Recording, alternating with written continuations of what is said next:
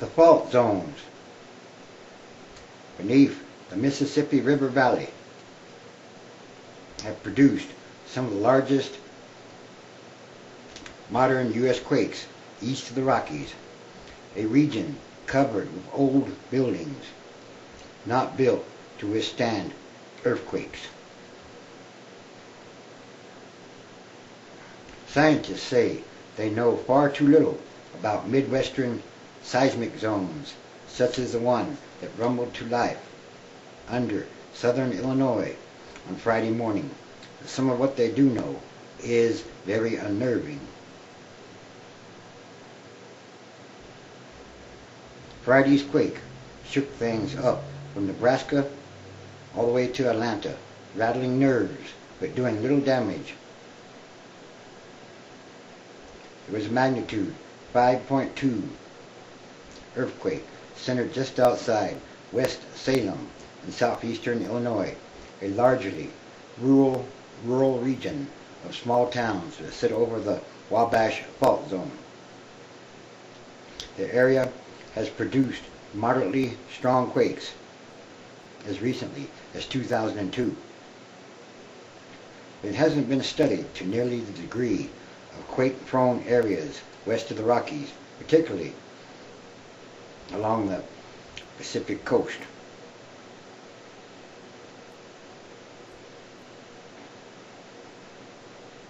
It isn't entirely clear, for instance, whether the Wabash faults are related to the New Madrid faults or not.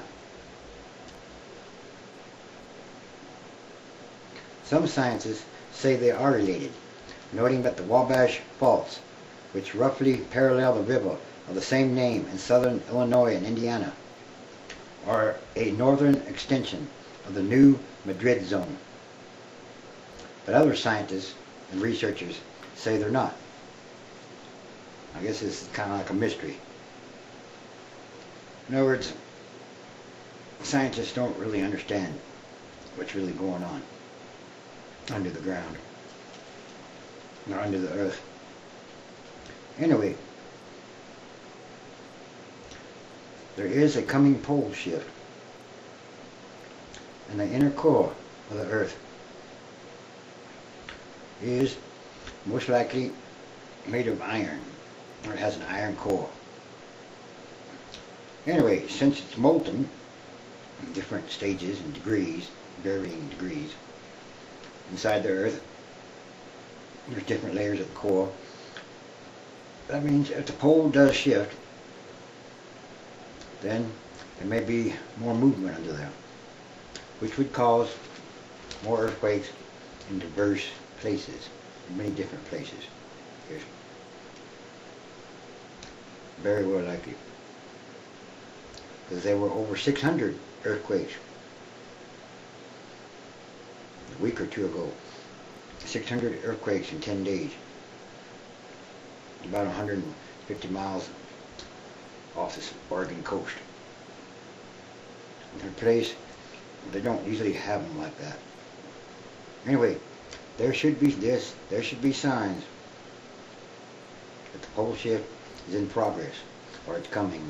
But nobody really knows for sure, because it's been a long time since they had the last pole shift, many thousands of years.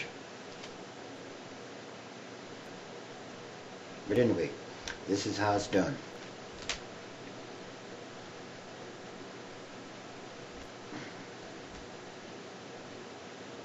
The New Madrid Fault Zone produced a series of quakes in 1811 and 1812 that reached an estimated magnitude 7.0, putting them among the strongest known quakes to have occurred east of the Rockies. The earthquakes changed the course of the Mississippi River and were felt in New England also.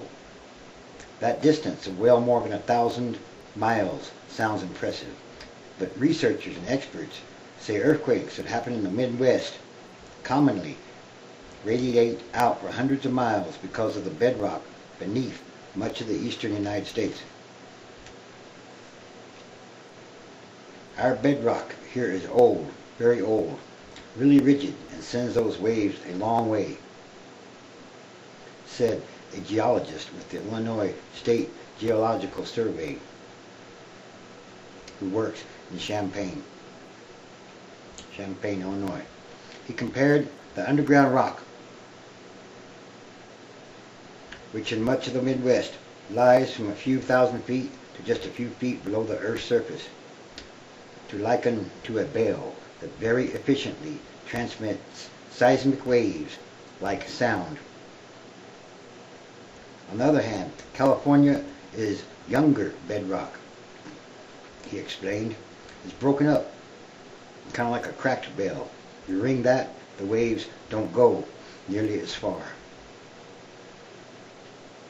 And the whole question of whether Friday's earthquake in the Midwest was centered along a branch of the new Madrid zone or not is of more than academic interest. In other words, everything's not known about the earthquakes. There's still a lot of unknowns, isn't there? But I still say that the pole shift could be underway. Perhaps the frequency of earthquakes picking up. No, might not really be like Hollywood. Hollywood has done everybody a disservice in some kind of way by exaggerating things. Yes, Hollywood does exaggerate a whole lot of things. It's not exactly like the movies. Anyway, the pole shift is coming. It has something to do with 2012. Every 500,000 years or so, the North Pole and the South Pole flip, or they switch. The North Pole becomes the South Pole. How exactly?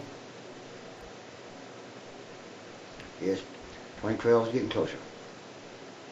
And these are more signs.